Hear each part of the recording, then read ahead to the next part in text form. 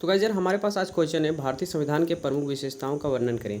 तो भारतीय संविधान के बारे में सबसे पहले हम लिखेंगे, जो इसका एक मेन टॉपिक जो हमारा हो जाता है भारतीय संविधान। तो भारतीय संविधान के बारे में पहले हेडिंग डालेंगे भारतीय संविधान, और उसके बारे में हम लिखेंगे। ठीक है।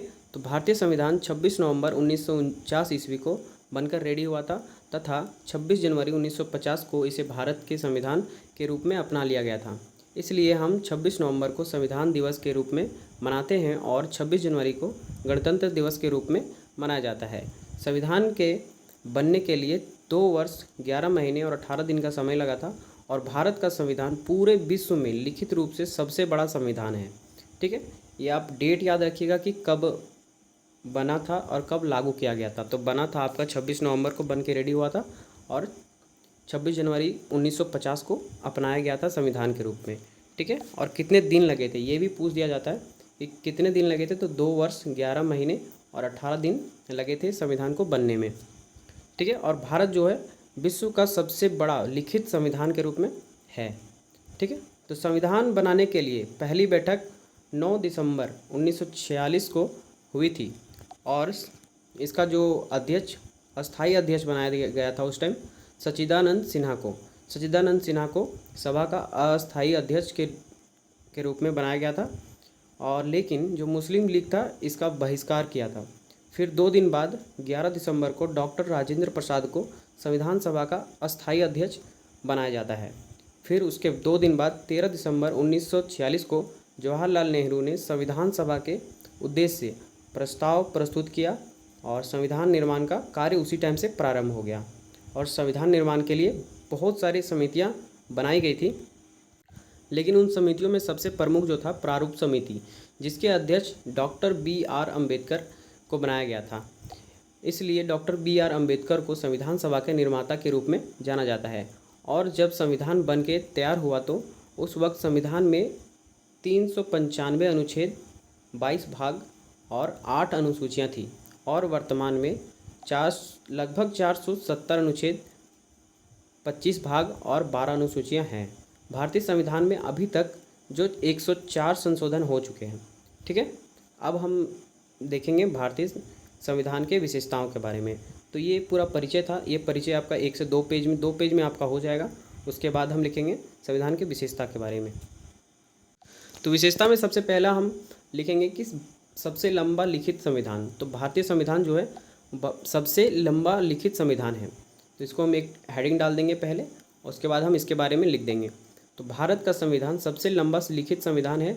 विश्व में किसी भी देश के पास इतना बड़ा लिखित संविधान नहीं है। इसलिए भारतीय संविधान को सबसे लंबा और विस्तृत संवैधानिक दस्तावेज का गौरव प्राप्त है।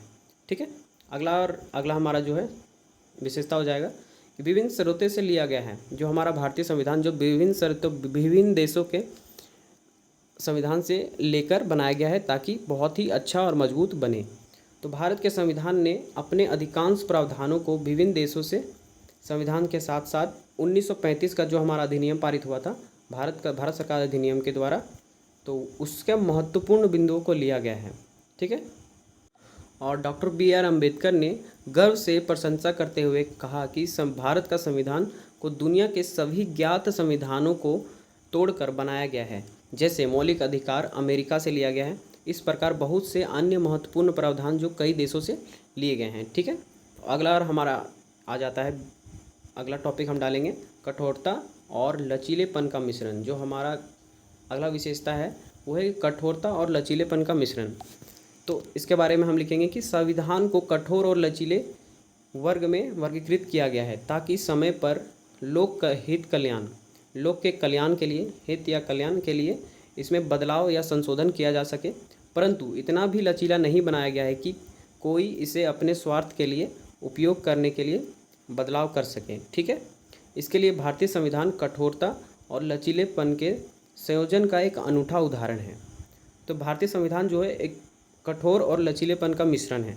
तो आप अगर समय समय के लिए लोक कल्याण के लिए अगर इसमें संशोधन करना पड़े तो संशोधन किया जा सकता है, लेकिन इतना भी लचीला नहीं है कि कोई भी अपने स्वार्थ के लिए उसमें परिवर्तन कर दे। ठीक है। इसका मतलब कठोरता और लचीलेपन का मतलब यही होता है। उसके बाद अगला हमारा आ जाता है कि सरकार का संसदीय रूप। एक विशेषता में इसे भी लिख सकते हैं सरकार का संसदीय रूप। तो भारत के संविधान ने सरकार के अमेरिकी राष्ट्रपति प्रणाली, देखिए भारत के संविधान ने सरकार के अमेरिकी राष्ट्रपति प्रणाली के बजाय ब्रिटिश के संसदीय, देखो अमेरिका में हमारा राष्ट्रपति शासन चलता है, लेकिन उसके बजाय ब्रिटिश में जो संसदीय प्रणाली चलती है उसको चुना, ताकि संसदीय प्रणाली विधायी और कार्यकारी अंगों के बीच सहयोग और समन्वय सिद्धांत का आधारित हो सके।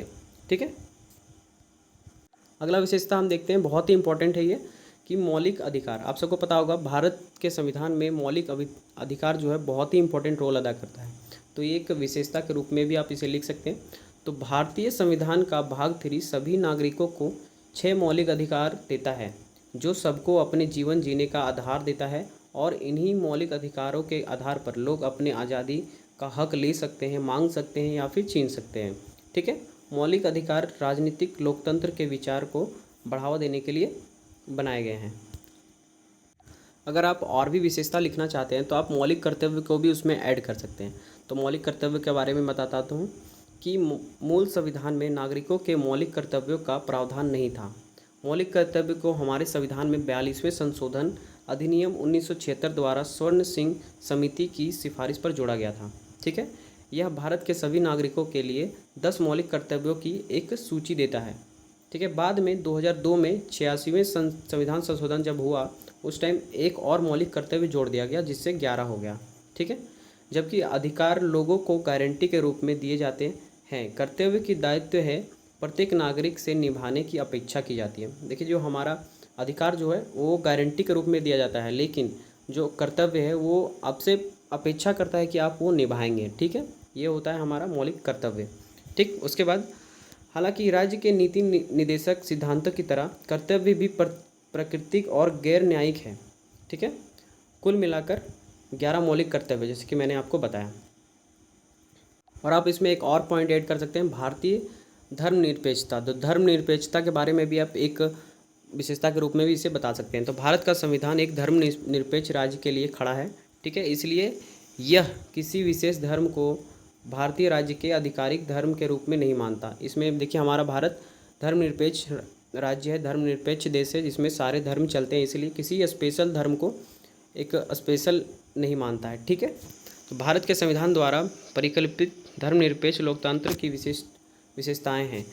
तो राज्य स्वयं की पहचान किसी धर्म के साथ नहीं करेगा, उसके द्वारा नियंत्रित नहीं होगा। ठीक है, जबकि राज्य सभी को किसी भी धर्म को मानने के लिए अधिकार की गारंटी देता है, जिसमें विरोध या नास्तिक होने का अधिकार भी शामिल है।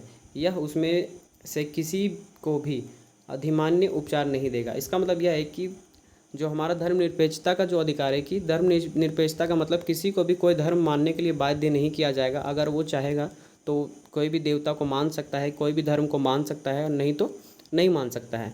यह भी हमारे भारतीय संविधान का एक बहुत ही महत्वपूर्ण विशेषता है, जो कि कहीं और नहीं देखने को नहीं मिलता है। ठीक है, तो हमारे भारत में कोई भी आपको बाध्य नहीं करेगा कि आप किसी भी धर्म को ज़बरदस्ती माने। ठीक है, तो ये आपका एक विशेषता के रूप में हो जाता है। तो गाइस यार, ये आपके 5 से 6 पेज तक के क्वेश्चन मतलब आंसर हो जाएंगे, और आशा करता हूँ कि ये वीडियो आपको बहुत पसंद आई होगी, और पसंद आई है तो वीडियो को लाइक कर दीजिएगा। एंड गाइस यार, बहुत सारे स्टूडेंट ऐसे हैं कि जो देखते हैं बस वीडियो को ना लाइक करते हैं, उनको फ़ायदा तो हो ही जाता है वीडियो से, बट यार एक लाइक ज़रूर कर देना, और अगर आप नए हैं तो चैनल को सब्सक्राइब करके बेल आइकन को भी प्रेस कर देना। ठीक है, मिलते हैं अगले वीडियो में, तब तक के लिए बाय बाय। जोहार झारखंड।